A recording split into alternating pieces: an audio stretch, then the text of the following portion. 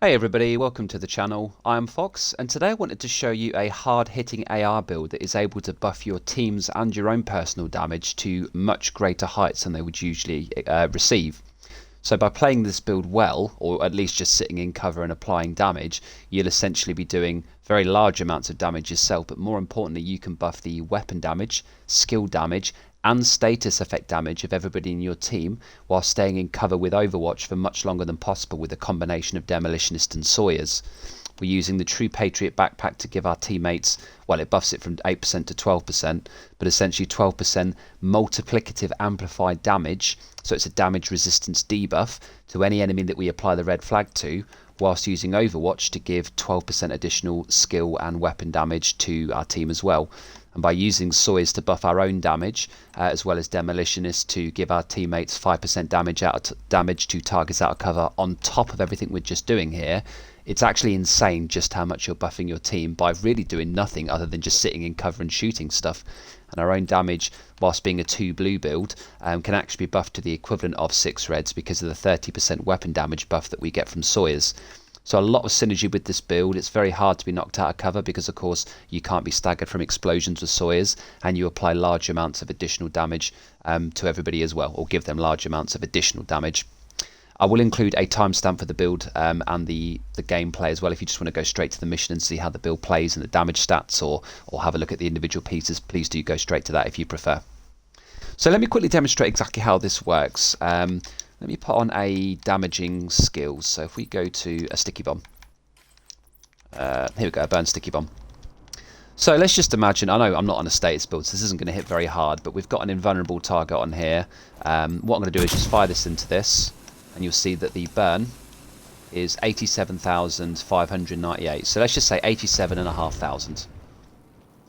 What we're now going to do is sit in cover. Now my Overwatch buff is about to kick in. I'm going to apply the red flag buff to the enemy. There you go, it's on red now. Doesn't need to be fully flagged, just the red one is the most important. Let's now pop on our burn. So we were at 87.5k. We're now at nearly 110k. That is a huge difference in damage just because we've applied Overwatch and the red flag buff to our enemies. Now this isn't just buffing me, this is buffing everybody else, and on top of all of that they are also being buffed for their weapon based damage and their not status damage but their skill damage by the 5% damage to targets out of cover with Demolitionist. So that is the Demolitionist tactical link. Group members gain 5% damage to targets out of cover. Whilst that part doesn't buff status damage, it does buff skill damage, i.e. turrets and so on, and of course weapon damage. So, you know, we can even add that on top of the 12% that we're getting from Overwatch to ourselves and our team, and the 12% amplified incoming damage that we're applying from True Patriot. And with the introduction of TU 11.1's new loot farming changes, where we can choose individual brand sets as opposed to just brand sets in general, gear sets, so that's the green items. Now when you look at your map, you know, if I wanted to find True Patriot, I could, or I could just go to the summit and specifically choose True Patriot. And as a result of that, this build has only really been possible for me since TU 11.1, because historically, getting True Patriot was very hard as you can't craft it, and it only ever drops as blue as an armor for the core attributes. And now, because I can just farm True Patriot exclusively with a bunch of directives in the summit, I've been able to complete this build where I wanted to have True Patriot mostly rolled 2 red. 2 blue and 4 red is ultimately what you want to be going for here though. So let's have a look at the build. I'll go through the pieces and yeah, I'll show you exactly how this all plays out. So as you know, we do need to start with that Demolitionist specialization tree. Now there are a couple of reasons that you want to go for this. We've already highlighted that, you know, in addition to Overwatch and True Patriot, we're giving everybody the 5% damage to targets out of cover that you can see here. We are immune to explosions once every 60 seconds, so not only do they not stagger us out of cover, which is very important for Overwatch because you don't want to lose it really at all, they also absorb the damage of that explosion. So if a drone hits you, it will do literally nothing to you. We gain the ability to have all of our main weapon ammo refilled when we lose all of our armor. Now that's less important, but it plays very well with the strained AR that we are going for, so just hold on to that thought because it does play very nicely into this build. And we gain the 7% critical hit chance mod as opposed to the 5% that you get elsewhere. As it's a gear set build, it's very hard to build your crit chance up to 60%, but you do need to be hitting cap on this build, so this is just a nice addition to that. We're running an AR with this build. The whole point of buffing our team's damage to such great heights is to take down the more difficult enemies in the game, which is namely the heavies, particularly in Legendary Summit, and Warhounds, and of course bosses as well. And damage to health is very potent against those heavies, so you want to be using an AR for this build, particularly as we're using the Ferocious Calm Fenris Perfect Overwatch chest piece. You need to have damage to targets out of cover rolled onto this as well, because damage to targets out of cover and damage to health stack with each other, just like damage to armor and damage to targets out of cover. So you can essentially do tons of damage to the heavies and the Warhounds, which ultimately means that your team will do loads of extra damage to them because, of course, you're giving them all of these buffs. And if you can take those out of the picture first, well, that's ultimately the whole point of this build. Killing red bars and purple bars you can do with anything, but this build is specifically designed to make you and your team lethal versus the hardest hitting enemies in the game. And ultimately, that's what we all need to kill first, right? Secondary weapon is entirely your decision. I just use the Lullaby, the Sweet Dreams exotic shotgun, because we can once again apply that quick cheeky slap to any red or purple bar that's rushing us to kill them immediately. But if you want to use a Nemesis or something else as you're going to be sat back in cover, use what you prefer. If you can't get your crit chance to 60%, you want to be using the Orbit pistol, or at least a pistol with finisher, and just use that to close off kills occasionally. But for the most part, you want to use the card to play more into the support part of this build, as it will give us an additional charge on our res hive, so we can swap to the pistol as long as we don't have a cooldown on our res hive to immediately go up to 2, throw it on the floor, and then once it's down, it will stay at those 2, so you can then go straight back to your weapon and continue firing whilst you res a teammate, and therefore pick up the hive afterwards with the original charges that you had, so you haven't actually lost anything, which is a really nice little feature. True Patriot, you want to have each piece rolled to critical hit chance ideally. If you don't have all chance, you can get damage, but because this is easy to farm now, this should be quite easy to put this together. You want to have one of your 4 pieces of True Patriot rolled to blue, but you do need the rest rolled to red, as you only want 2 blue total on this build. So you see the mask, I've got armor and crit chance. The backpack, I've got weapon damage and crit chance. The gloves I've got as crit chance and weapon damage, and then crit damage and weapon damage with the holster. I would have preferred crit chance here, but it doesn't really make a difference. Ideally though, try and get chance on every single piece to make it easier. We're using the Fenris chest piece because it does give us the named Fenris chest piece, the Ferocious Calm, as this gives us the perfect version of Overwatch. This doesn't give us more damage, you don't need this, and it is quite hard to farm for, certainly the hardest part of this entire build, as you need to get this ideally from the Dark Zone, as it is a DZ exclusive drop, but they can drop elsewhere in game, namely from things like caches and so on. This gives your entire team the total weapon damage and skill damage buff of 12%, and yes, this does apply to status-based skill damage. It does not apply to Ridgeway's Bleed. It has to be a damaging status effect that came from a skill, and the game calculates that as skill damage just like it does within Sync, and that applies to your team, which is why this pairs so well with somebody on Eclipse, but also really well on weapon builds. Once again, you need to have your chest roll to crit chance and crit damage to max out that chance on your build. Final part of the build is Sawyers, the Sawyers Kneepads. These can be farmed anywhere in game. Just go to knees targeted loot and you'll get these pretty quickly. These do give us the ability to not be staggered by explosions, which is very important because with Overwatch, if you get hit by a drone or a grenade, it will knock you out of cover. This completely removes that, so you have Overwatch up for longer, which directly equates to more damage, and that's very important. But on top of that, we're gaining 30% additional weapon damage just for being sat in cover, which we're going to be anyway with Overwatch. 30% is essentially the equivalent of 2 red pieces of gear, as they are 15% each, which is amazing because that takes our 4 red build up to the equivalent of a 6 red build, even though we're applying all these buffs. And that is why you yourself can do, well, a lot of the time I'll finish on top damage throughout an entire mission with this build, but you'll do large amounts of damage even though this is predominantly a support build.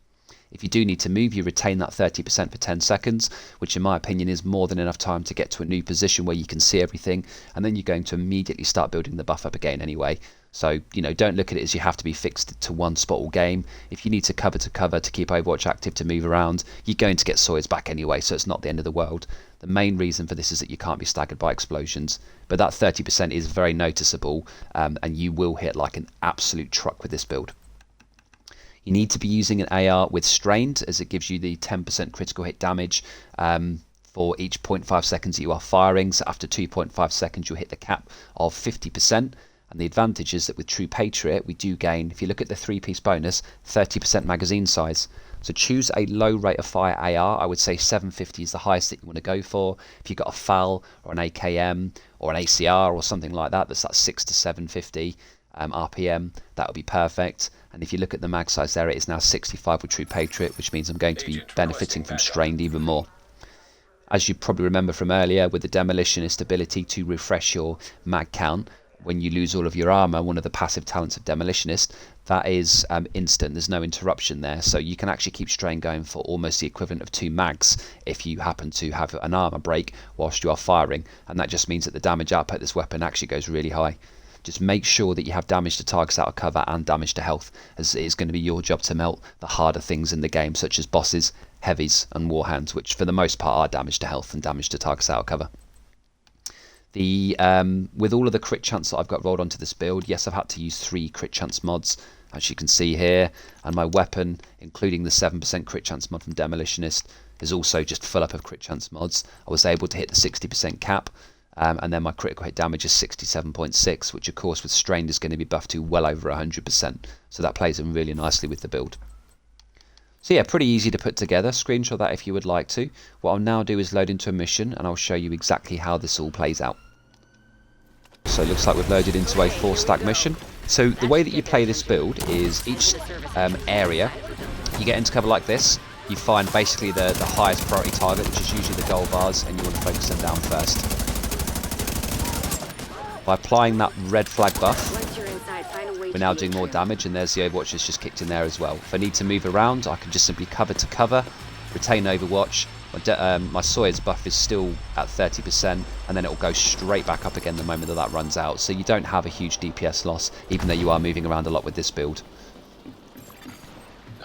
If you need to find a difficult spot to get into cover, what you want to do is throw your decoy out first, find an ideal spot like this, and then get, basically get set up. And that's pretty much it. That's all you do with each room. You just get into a good spot and shoot stuff. That's literally all you have to do. You don't need to worry about any other combination or anything else to do. Just get in a good spot and shoot stuff. Intercepted.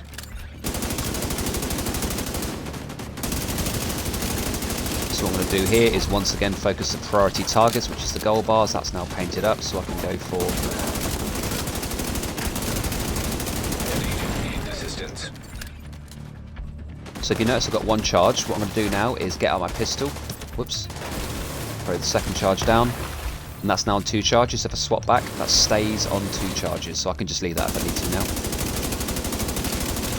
And this is all you need to do. Just support your team and always focus the highest priority target. So right now it is the gold bar that is pummeling us all with disorient ammo on a turret. Ah, that's terrible. Immediate medical assistance needed. There we go, he's dead. So ultimately you don't need to be going for the maximum amount of kills with this build, or even the maximum amount of damage. You just need to be thinking about, the reasons why you're playing this build, not because that actually was terrible, and use it accordingly. And it is literally to make your team and yourselves' lives easier against the more difficult enemies. You went all the way to the top floor. Here we go.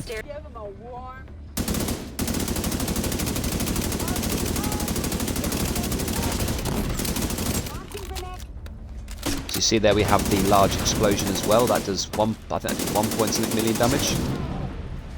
1.45 million damage. This is not going to knock me out of cover. So see that? I stayed in cover. And as a result, my Overwatch buff has stayed. Now I didn't even take damage from that. You see I've got the cooldown now from the Demolitionist passive. So this is what I'm saying. You don't get knocked out of cover. And you don't take damage every 60 seconds, and even when you do take damage from a grenade, because you have the 2 blues on the build, and of course Sawyers has 10% explosive resistance damage built into it, you don't actually take a huge amount of damage anyway.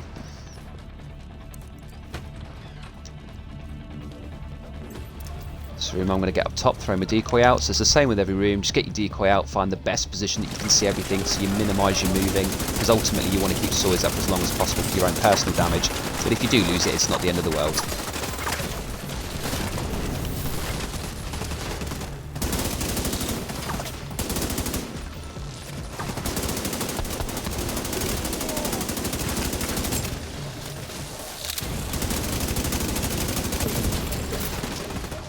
.6 million explosion to this guy. He wasn't happy about that.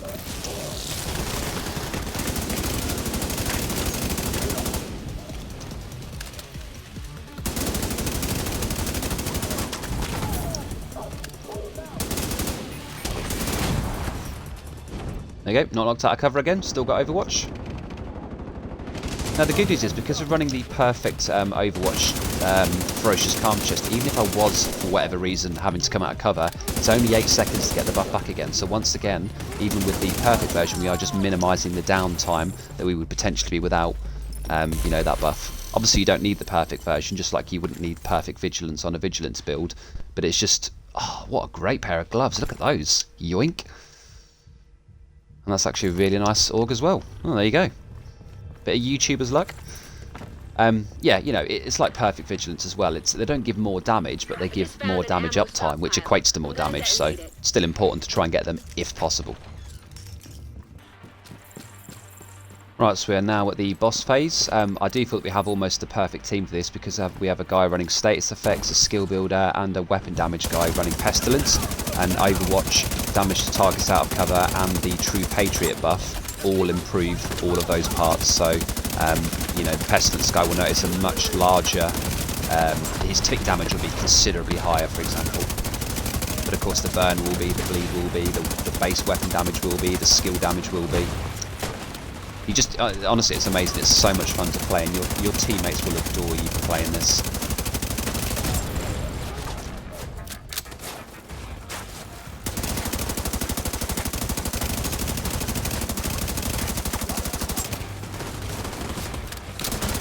Right, here we go. This is my job. Vital signs critical. That was a bit too much damage for my liking, but take his chain.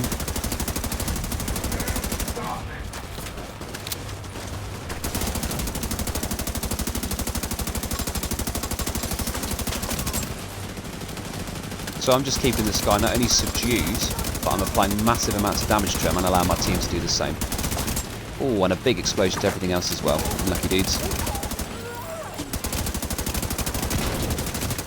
Maybe what's the good idea next? You notice I didn't get blown at all out of cover there.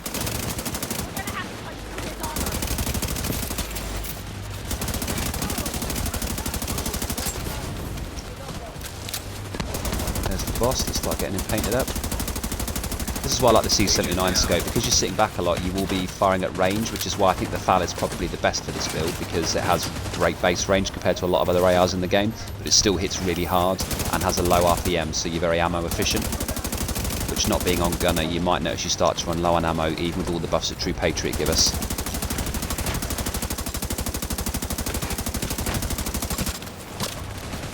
There we go, so now he's fully flagged up as well. So if our pestilence guy gets on this, he's going to be doing so much damage. But because I've got damage to health and damage to targets out of cover, both of which apply to heavies, as I said before, the biggest threat in the game, in my opinion, I myself can do a very large amount of damage. So this boss is perfect for this build, actually. Ow. Problem is, because I'm doing so much damage, I'm putting in a lot of aggro right now.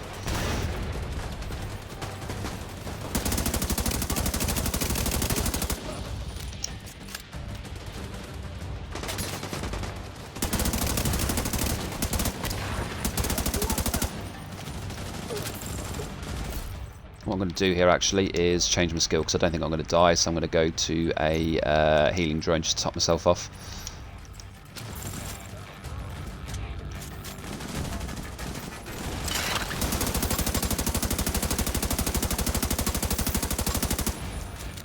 Got him painted back up again, now I can focus on somebody else.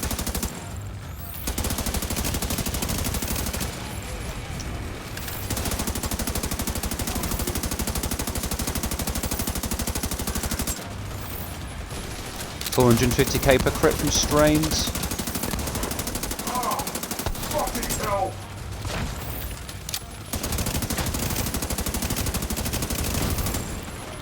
That's the boss dead. We got Eleanor. And there it is. Is she okay? So let's have a quick look at the damage numbers and see, you know, what we look like in comparison to the rest of our team. You know, I do find a lot of time I do finish very high damage on this build, but more importantly, I'm here to buff the damage of everybody else. Now, interestingly, I did actually finish top damage in this game, but just bear in mind that I was also able to buff the damage of everybody else here, so even though you will find this is quite common, you will finish on top damage just because of you know, the fact that you'll be focusing heavies and bosses and so on, so as a result of that you will usually finish high, it is amazing because everybody else is going to be so happy that all of a sudden their pestilence ticks are hitting well over 1 million, where they might, you know, they might not have been before. The extra damage that they're getting from their burn and bleed is very noticeable as well. If you're sat on an M1A build, you'll notice everything just hits harder. Honestly, it just plays so well, and I really do think that you should all try this out. Please do let me know what you think in the comments of the build. I'll bring it up if you do want to screenshot it. I've been playing this constantly in Summit and just in general content to help out other people, because it's one of those builds where I can support them but still do top damage myself in almost every mission. And ultimately for me that is the perfect combination of, you know, what you want with the support build, the ability to actually contribute damage whilst buffing everybody else's at the same time. Thank you very much for watching through to the end if you did. I do appreciate the continued support of the channel, and I will see you all in the next video. Peace.